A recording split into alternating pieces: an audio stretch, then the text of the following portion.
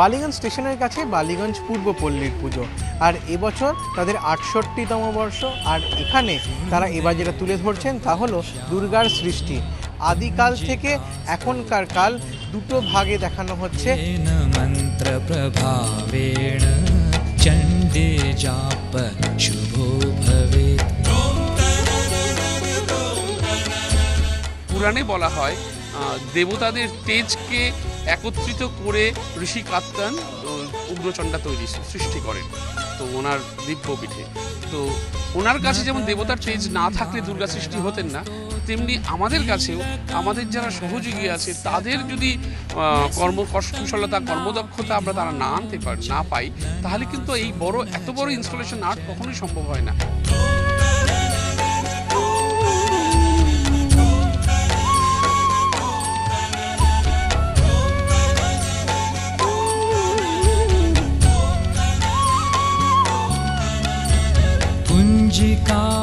আমরা প্রতি বছরই ক্রমশ এগোচ্ছি থিমের পুজো করতে করতে। এবার আরও এগিয়ে যাব, কারণ বিগত ৯, ১০, ১১ যে আমাদের অভিজ্ঞতা, তাতে আমরা এবছর আরও এগিয়ে যাব।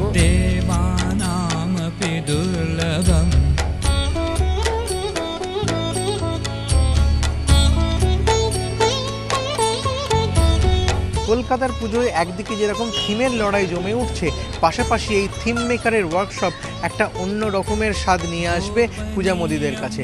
সঞ্চয়ন মিত্র, এবিপি আনন্দ, কলকাতা।